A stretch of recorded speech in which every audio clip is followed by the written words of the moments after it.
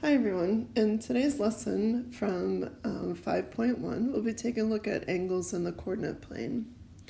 An angle can be generated by the rotation of two rays that share a common endpoint, and you're familiar with this from geometry. So the rays are the sides of the angle. The common endpoint would be the vertex. When we graph an angle in standard position, and that's always how we're going to graph angles on the coordinate plane in pre-cal, its vertex is always going to be at the origin, and its initial side, meaning the side that you're starting with, is going to be on the positive x-axis. The terminal side would be determined by the angle rotation. So the terminal side could be in any of the quadrants, any of the four quadrants. So for my graphs, I'm going to do green for the initial side, red for the terminal side. Theta is the Greek letter that's used to represent the measure of an angle. Now, theta looks like an O with a little wavy line in the center. And I have to be honest, my thetas, I draw them pretty quick, so it looks like an O, like a fancy O with just kind of a little loop through it. Okay. Positive angles, again, have their initial side on the positive x-axis, and you create a positive angle by rotating in a counterclockwise way. So a counterclockwise rotation would be a positive angle. This degree of opening is my angle theta.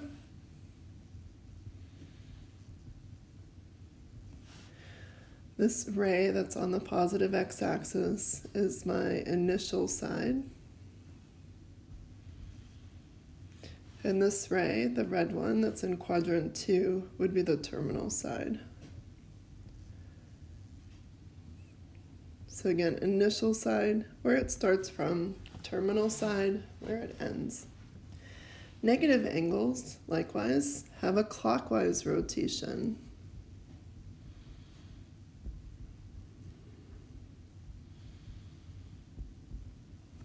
Okay, so they still have their initial side on the positive x-axis. And then we'll have a clockwise rotation from there. Okay, so this will be my angle theta. Right? And again, I'm showing that this is a clockwise rotation, so it's a negative angle. And then we'd have the terminal side. Finally, if an angle is a quadrant angle, theta lands on either the x-axis or the y-axis, okay? So it could be 90 degrees, 180 degrees, 270 degrees, 360 degrees, and so forth. So for example, if we have an angle whose initial side is on that positive x-axis, and let's just say it measures 90 degrees, positive 90 degrees. Its terminal side, we would say, is on the positive y-axis. So that's a quadrant angle. So it ends on a border for one of the quadrants. So speaking of quadrant angles, if we start at the positive x-axis, that would be an initial value of 0 degrees. If we go positive 90 degrees, that takes us to the positive y-axis. If we add 90 more degrees to that, we get 180 degrees. Add 90 degrees, we get 270. And add 90 more degrees, we end up at 360 degrees. So the positive x-axis is either 0 degrees or 360 degrees if you are talking about one complete revolution. So one revolution is equal to 360 degrees. Half a revolution, or half a rev, right, would be equal to 180. 360 divided by 2 is 180. And a quarter of a way around, or 1/4 of a revolution, 90 degrees. 360 divided by 4 is 90. A little refresher from Algebra 1 about your quadrants. If we go to the right, that would be in the positive direction on the x-axis, and then we move up for y. That would give us a point whose x and y values are both positive. Right? So remember, it goes x and then y. And notice that we end up in quadrant 1. Typically we use Roman numerals, but it's okay with me if you just want to do like quadrant and then your standard number 1.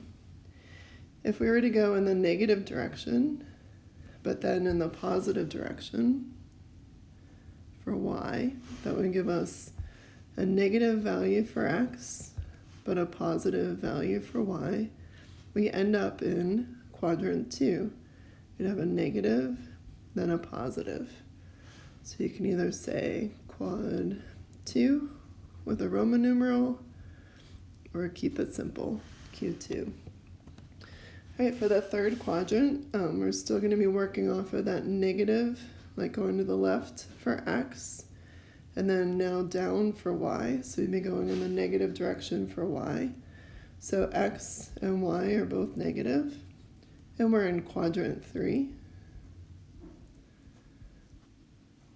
All right, or again, Q3. And then finally in the fourth quadrant, we go to the right. On the x-axis, that's positive. If we come downward, that would be negative. So that would give us a positive x value and a negative y value. So any angle that ends up in quadrant 4, we would just label it as such. So be quadrant IV in Roman numerals, or if you find it easier, just do Q4. Okay, for our first example, we're going to sketch each angle in standard position, meaning the initial side is on the positive x-axis, and then we're going to name the quadrant where the terminal side lies. So I'm just going to shrink that up a little bit. Okay, so for the first one, we have 170 degrees. So initial side has to be on the positive x-axis. I'm going to pick a different color here. So there's my initial side, and I want to rotate positive 170 degrees. So I need to go in the counterclockwise direction, not quite to 180, not quite to a straight line. Okay, so this will be 170 degrees because it's less than 180. So that would be my angle theta, 170 degrees. The arrow that I'm drawing right here is showing how I'm rotating. Notice that the arrow on the end shows that I've rotated in a positive direction because it's counterclockwise. All right, we want to identify the quadrant. This is in quadrant 2. All right, for part B, we're doing negative 65 degrees. So again, that initial side of your angle, positive x-axis all the time. And this time around, we have a negative rotation, so we want to actually go clockwise. That's going to be the negative rotation. That's going to leave us in quadrant 4. As we negative 65, we're going 65 degrees in the negative direction, but we don't want to go all the way to 90, right? So we have negative 65 degrees, quadrant 4. Because again, in that direction, this would be negative 90. All right, negative 210 degrees. So start with your initial side on that positive x-axis.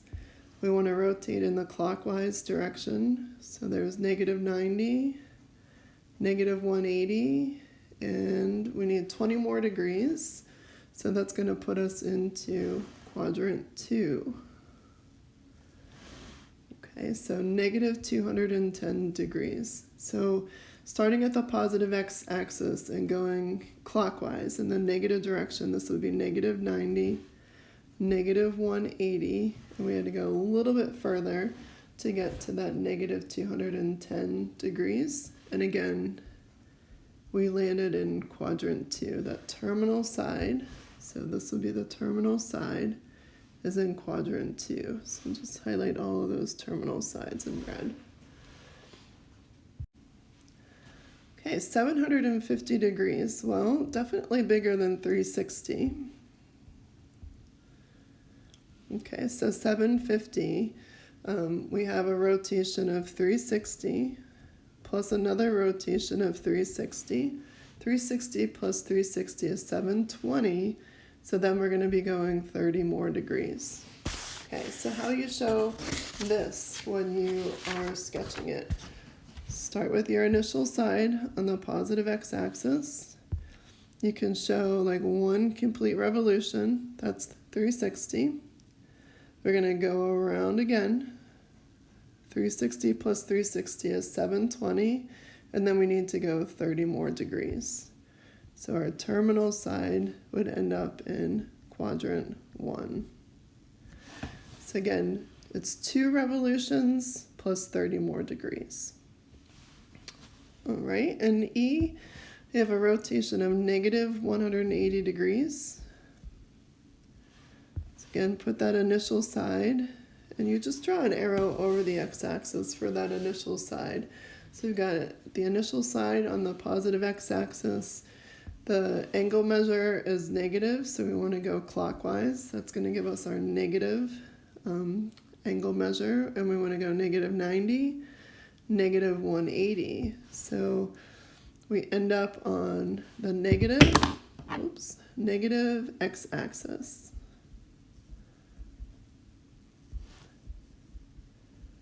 So notice I'm not naming a quadrant, and that's because this is a quadrant angle or quadrantal angle. So we have to name the axis that we end on. It's a little different. Okay, and finally for F, we have positive 260 degrees. Initial side is on the x-axis. We're going to be going in the positive direction, so that's counterclockwise, 260 degrees. So here's 90. 180, 260 is just shy of that 270 degrees. Okay, so that terminal side is going to be right in here. Okay, so this will be 260 degrees, and we are in quadrant 3 with that terminal side. Okay, we have a definition of coterminal angles. 2 angles in standard position are called coterminal angles if they have the same terminal side with different rotations. So an easy example of this would be 60 degrees and negative 300 degrees. Okay, so let's draw a quick sketch to see how they're coterminal. So let's draw a quick XY axis, and we're going to draw the initial side right here on the positive x-axis, and then we're going to rotate 60 degrees. So it's positive 60.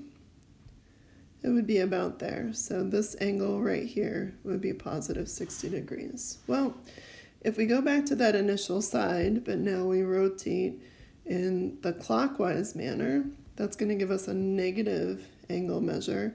And let's see how many degrees we'd have to go through to get there. That's negative 90. Negative 180, negative 270, and 30 more degrees would get us to that same spot. And so that's 270 plus 30, or negative 300 degrees. So they both end in the same position. They both end in quadrant 1. They have the same terminal side, so they're called coterminal. All right, every angle has infinitely many coterminal angles.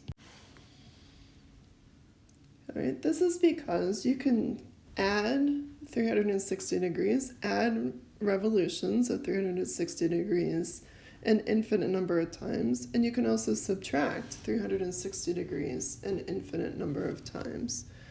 So theta is coterminal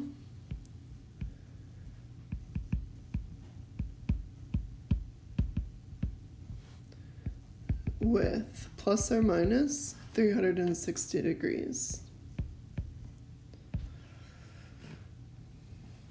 So it should be theta plus or minus 360 degrees. So to find coterminal angles, you add or subtract a multiple of 360. Okay, so here are some examples. We have to find one positive and one negative angle that is coterminal with a given angle. So take your given angle, and part A at 70 degrees, add a revolution to that. All right, so you go one time around and then plus 70 degrees, and you would end up in the same position as 70 degrees. So 70 plus 360 is 430 degrees. So that's our positive angle. To get the negative angle for this one, it's simple. You just take 70 minus 360, and 70 minus 360 is negative 290 degrees. So we have one positive and one negative, okay? With negative 150 degrees, you're going to add 360. Negative 150 plus 360 is going to give us 210 degrees. That's our positive angle. To get the negative one, take negative 150 and subtract 360. Negative 150 minus 360 is negative 510. Now, these are just one example of a positive and a negative angle measure. You could add another rotation of 360 or subtract another rotation of 360. All right, with the angle 635 degrees, well, if you do 635 and you subtract 360, you still get a positive angle. It would be 275 degrees. So notice I didn't start off by adding 360, although that would be appropriate too. So you could find a positive angle by taking 635 plus 360, and it would be, 995 degrees. I chose to subtract 360, and I got 275. And what I'm going to do now is subtract 360 again. So I'm subtracting 2 rotations. So you keep subtracting 360 until you come up with a negative angle. So this angle would be negative 85 degrees. Our final skill for today is to be able to find a reference angle for a given angle. So by definition, if theta is a non-quadrantal angle in standard position, its reference angle is defined as the acute angle formed by the terminal side and the x-axis. So when we're finding the reference angle, just a reminder, we're always going to measure to the x-axis and never to the y-axis. All right, so there are going to be 4 situations because we have 4 quadrants. So we're going to take a look at theta in quadrant 1. And this is the easiest one to find the reference angle for. So in quadrant 1, if we have our angle in standard position, meaning the initial side is on the x-axis, and we have theta right here, the reference angle will be theta itself. Okay, so the reference angle is equal to theta. Okay, now by the way, reference angles are always going to be positive angles.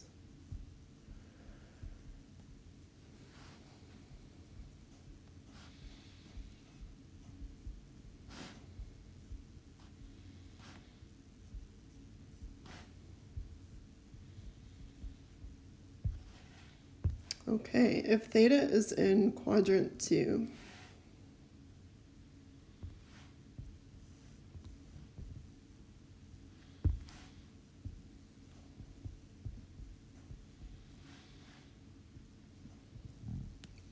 okay, so we're going to have our angle in standard position, but now it's open a little bit more. We have the terminal side in quadrant 2. This is our angle theta. Our reference angle, however, will be measured to the x-axis, the acute angle formed by your terminal side and the x-axis. I'm just going to come in and highlight where this reference angle is. You don't want to measure all the way back to the positive x-axis when we're in quadrant 2. Okay, this is going to be our reference angle right over here. So your reference angle in quadrant 2 is equal to 180 minus your angle theta.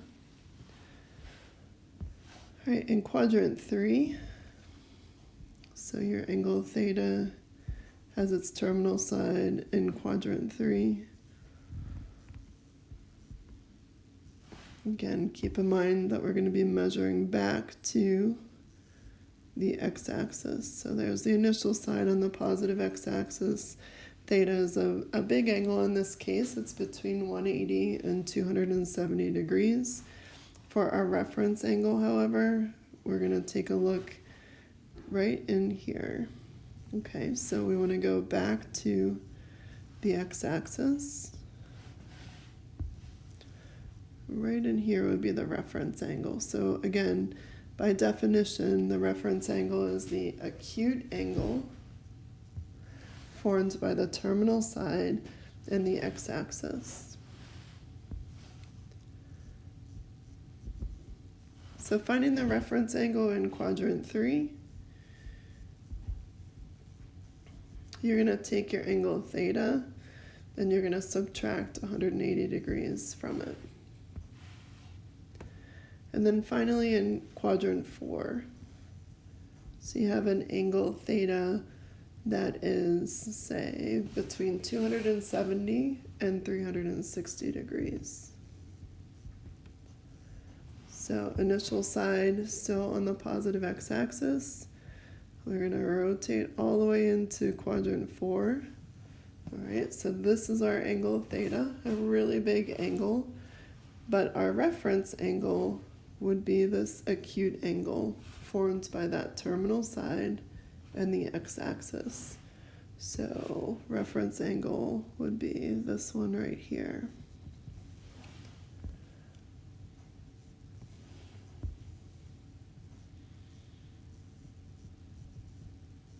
And that reference angle in this particular case would be equal to 360 minus theta. The way I think about reference angles is to say to myself, like, how many more degrees would I have to go through to get to the x-axis wherever I am? And you'll see in the few examples that we're going to do next, I'll try to, clarify exactly what you need to do to find that reference angle. Okay, so for now, what I'd like you to do is to draw the picture of the angle. So sketch a graph. Oh.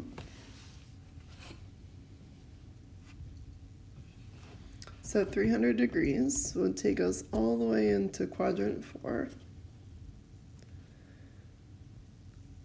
Because I know 300 degrees is greater than 270, but less than 360. And now for my reference angle, I want to take a look at this acute angle.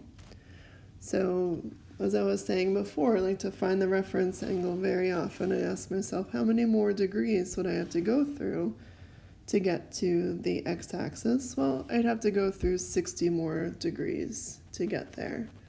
If you prefer working with a little equation, this is what I wrote on the previous page for quadrant 4. We're going to take 360 and we're going to subtract theta from it. So 360 minus theta is 360 minus 300 degrees, or 60 degrees. So our reference angle for 300 degrees would be 60 degrees. Now you might wonder what we're going to do with these reference angles. Reference angles are really important for trigonometry. Okay, negative 135 degrees. All right, it's a negative angle, so that means that after we put our initial side on the x-axis, we want to go in the clockwise direction, 135 degrees. Well, negative 135 would put us into quadrant 3. All right, and so what we can do is take 180 minus 135 to come up with 45 degrees. Remember, reference angles are always positive, so this angle right here, the acute angle between our terminal side and the x-axis, is 45 degrees. And again, it would be incorrect to say negative 45 degrees. Reference angles are always going to be positive.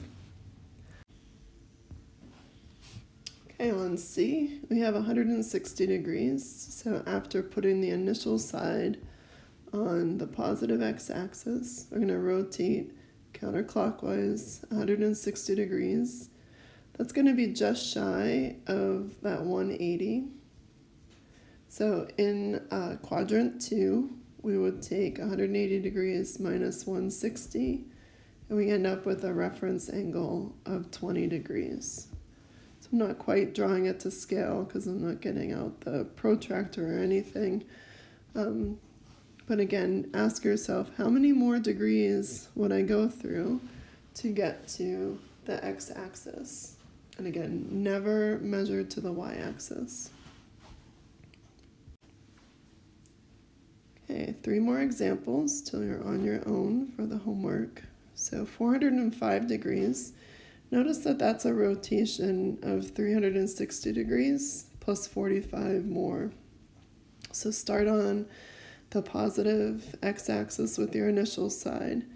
Do 1 complete revolution, that's 360, plus 45 more. So once I passed this initial side right here, I went through 45 more degrees, so my reference angle is going to be 45, because this angle of opening, like to get back to the x-axis, is 45 degrees.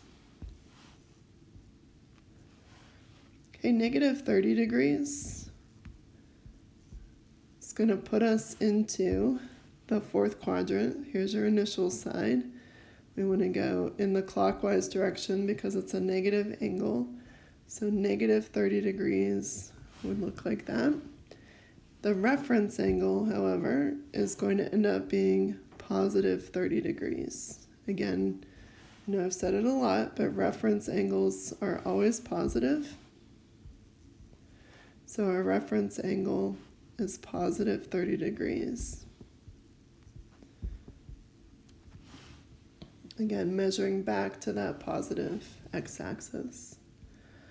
All right, negative 550 degrees. So this one might trip you up a little bit. I want you to think of it as negative 360 plus negative 190. Let me clean that up a little bit. Negative 360 plus a negative 190. And there's a reason why I'm kind of writing it that way. 360 plus 190 is 550. So if we go negative 360 degrees, put that initial side on the positive x-axis. We want to go in the negative direction, so we're going clockwise. If I complete 1 revolution, that's negative 360 plus negative 190. So there's negative 90, negative 180, plus 10 more degrees. So I end up in quadrant 2. All right. Well, you heard me say 10 more degrees. That's going to be my reference angle, because this would be negative 180. And I wanted to go to negative 190. So my reference angle between my terminal side and the x-axis would be 10 degrees.